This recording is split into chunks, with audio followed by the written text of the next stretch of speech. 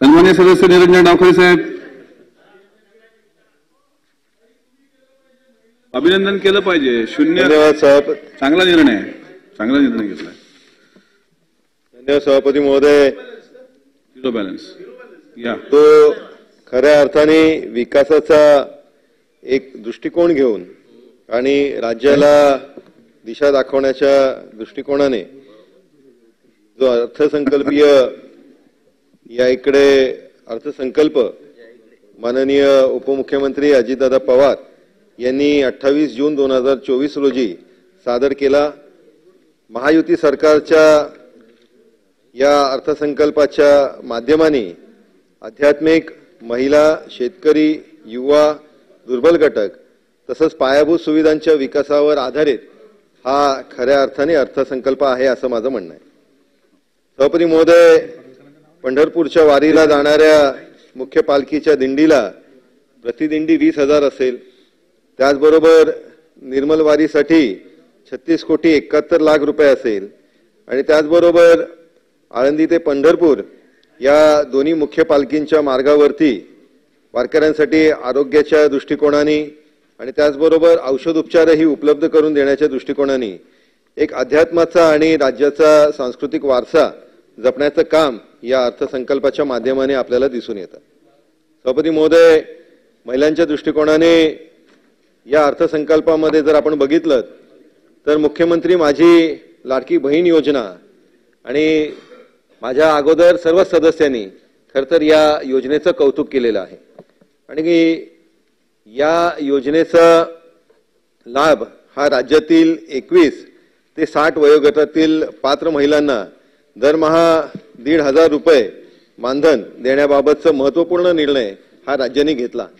सभापती महोदय, फक्त या योजनेचं खऱ्या अर्थाने सर्व घटकांना फायदा व्हावा म्हणजे ज्या आपल्या भगिनी आहेत ज्या सगळ्या भगिनींना याचा जास्तीत जास्त फायदा व्हावा याच्यासाठी खरं तर 2 सूचना या योजनेच्या दृष्टिकोनाने माझ्या या अर्थसंकल्पाच्या भाषणावरती बोलत असताना आहेत की आपण बघतो की कॉन्ट्रॅक्ट बेसिसवर ज्या शासकीय कॉन्ट्रॅक्ट जे कामं दिली जातात त्याच्यामध्ये ज्या भगिनी आहेत ते अतिशय अल्प मानधनावर काम करतात आणि त्याच्यामुळे त्यांना या योजनेमधनं वंचित राहावं लागतं.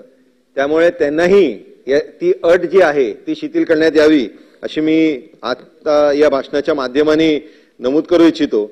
आणि कॉन्ट्रॅक्टवर काम करणाऱ्या ज्या भगिनी आहेत, शासकीय कॉन्ट्रॅक्टवरती काम करणाऱ्या, त्यांची आर्थिक उत्पन्न बघून या फक्त शासकीय कॉन्ट्रॅक्टमध्ये आहेत त्याच्यामुळे त्यांना या योजनेपासून वंचित ठेवू नये. आणि त्याचबरोबर राज्याला जर शक्य असेल तर 60ची वयोमर्यादा ही जर 80ला केली तर खऱ्या अर्थाने त्या वयोगटातल्या महिला ज्यांना खऱ्या 65 केले त्याची 80 पर्यंत जर केली तर त्या वयोमर्यादेमध्ये असलेल्या ज्या महिला आहेत ज्यांच्याकडे कुटुंब ज्यावेळेस थोडंसं दुरावलेलं असतं किंवा कुटुंबाचं ज्यावेळेस पाठबळ नसतं त्यावेळेस 100ही करायला भाऊ हरकत नाही, पण त्या महिलांना याचा लाभ भेटावा या दृष्टिकोनाने शासनाने विचार करावा अशी मी या अर्थसंकल्पाच्या विषयासंदर्भात मांडणी करत असताना शासनाकडे विनंती करतो. त्याचबरोबर राज्यातील महिलाही पुरुषांच्या खांद्याला खांदा लावून परिवाराचा भार सांभाळत असून महायुती शासनाने राज्यातील महिलांना स्वबळावर तसंच आत्मनिर्भर करण्याच्या दृष्टीने राज्यातील 17 शहरातल्या 10,000 महिलांना पिंक ई रिक्षा उपलब्ध होणार आहेत असं घोषणा केलेली आहे आणि त्याच्यामुळे त्याचाही चांगला फायदा आणि एका अर्थी महिलाच्या सुरक्षतेच्या दृष्टिकोनाने पण हा एक फार मोठा आणि महत्त्वाचा निर्णय शासनाने घेतलाय. राज्यातील मुलींना मोफत उच्च शिक्षण प्राप्त होण्याच्या दृष्टिकोनातून शैक्षणिक वर्ष 2024-25 पासून अभियांत्रिकी असेल, वास्तुशास्त्र असेल, औषध निर्माणशास्त्र असेल, वैद्यकीय तसेच कृषी विषयक सर्व व्यावसायिक पदविका अभ्यासक्रम 8 लाख रुपयांपर्यंतचं वार्षिक कौटुंबिक उत्पन्न असणाऱ्या मुलींना शिक्षण शुल्क व परीक्षा शुल्कामध्ये 100% प्रतिपूर्ती देण्याबाबतचा एक महत्त्वपूर्ण निर्णय हा शासनाने घेतलाय. या निर्णयाच्या याच्यामध्ये फक्त आर्ट्स, कॉमर्स अँड सायन्स जी मुली करतायत त्यांचाही समावेश व्हावा अशी माझी शासनाकडे विनंती आहे. युवा या दृष्टिकोनाने आपण बघितलं की अतिशय महत्त्वपूर्ण घोषणा या अर्थसंकल्पामध्ये झाल्या आहेत. मुख्यमंत्री युवा कार्य प्रशिक्षण योजनेच्या अंतर्गत दरवर्षी 10 लाख तरुण तरुणींना प्रत्यक्ष कामावरील प्रशिक्षण देण्यासाठी परीक्षणार्थ युवांसाठी दरमहा 10,000 रुपयांपर्यंत विद्यावेतन महायुती शासनाने मंजूर केला आहे आणि यामुळे राज्यातील कौशल्यप्राप्त युवा वर्गाला एक चांगली आर्थिक संधी प्राप्त होणार आहे. सभापती महोदय, हे सगळं करत असताना याच्यामध्ये अजून एक जर आपण शासनाच्या विचारात घ्यावं आणि याच्यामध्ये मंत्री महोदयांनी थोडंसं जर शासनाकडे सभापती महोदय आपल्या माध्यमांनी एक सूचना जर गेली की जनगणना आणि BLOची कामं ही जी आपण ज्यावेळेस शिक्षकांवर देतो ही जर या सुशिक्षित तरुणांना, या युवकांना, युवतींना दिली तर एक चांगल्या पद्धतीने रोजगारही त्यांना उपलब्ध होऊ शकतो आणि शिक्षकांवरती जो अशैक्षणिक कामाचा बोजा टाकला जातो तोही दूर होईल आणि एक चांगला जो निर्णय शासनाने घेतलाय त्याला खऱ्या अर्थाने एक चांगलं फलितही पुढच्या कार्याच्या माध्यमाने याला करता येईल. जागतिक बँक सहायता 2,307 कोटी रुपये किमतीची मानवी विकासासाठी उपयोजित ज्ञान आणि कौशल्य विकास या योजनेअंतर्गत 500 औद्योगिक प्रशिक्षण संस्थांची दर्जावाढ, मॉडेल ITI, जागतिक कौशल्य केंद्र, महाराष्ट्र राज्य कौशल्य विद्यापीठ, डेटा सेंटर अशी विविध संस्थांच्या बळकटीकरण करण्यात येणार आहे आणि यामुळे या माध्यमांनीही लाखो युवकांना रोजगाराची संधी ही निश्चितपणे उपलब्ध होऊ शकते. स्वामी विवेकानंद आंतरराष्ट्रीय कौशल्य विकास प्रबोधिनीच्या माध्यमातून मुंबईत गोवंडी येथे कार्यान्वित ग्रामीण भागात 511 प्रमोद महाजन ग्रामीण कौशल्य विकास केंद्र स्थापन करून 15 ते 45 वयोगटातील 18,980 उमेदवारांना कौशल्य प्रशिक्षण देण्याचा निर्णय हा या शासनाने घेतला आहे. मी शासनाचं मनापासून अभिनंदन करतो. राज्यातील शासकीय वैद्यकीय महाविद्यालयातून कनिष्ठ व वरिष्ठ निवासी डॉक्टर्स यांच्या विद्यावेतनात तसेच मानसेवी अध्यापकांच्या मानधनात महायुती शासनाने भरीव वाढ केल्याने डॉक्टरांचा महत्त्वपूर्ण प्रश्न हा मार्गी लागणार आहे.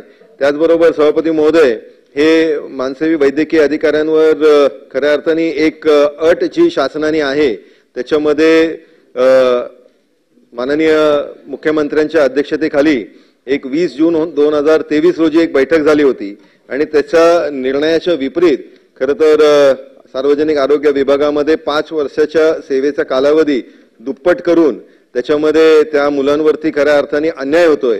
तर ती सेवा जी आहे ती 5 वर्षाची करण्यात यावी जेणेकरून या निर्णयालाही न्याय पूर्णपणे शासनाला देता येईल अशी मागणी मी शासनाकडे करत आहे.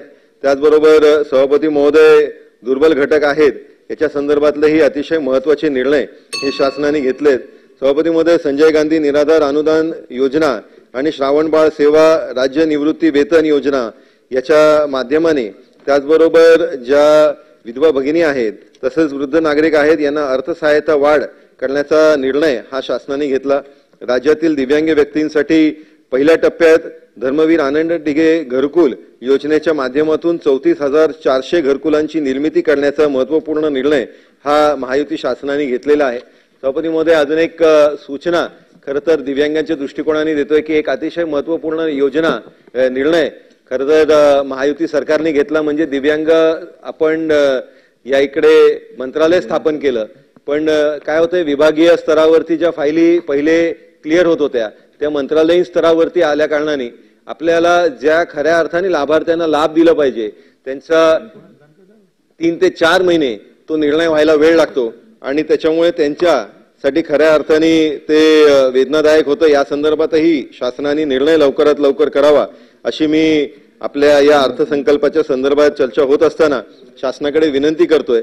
महात्मा ज्योतिबा फुले जन आरोग्य योजना ही राज्यातील सर्व गटातील कुटुंबांना लागू केल्यामुळे तुम्हाला 1 मिनिट एकच मिनिट लागू केल्यामुळे अनेक लाभार्थी या योजनेत सामावून घेण्यात आलेले आहे.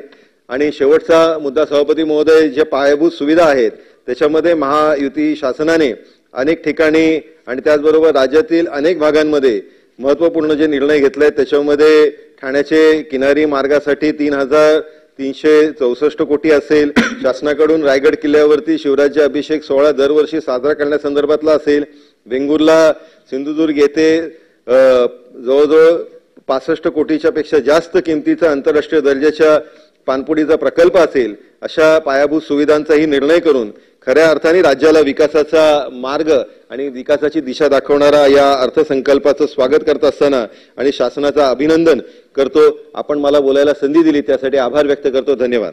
सन्माननीय दरेकर साहेबांना काही बोलायचं? सभापती महोदय,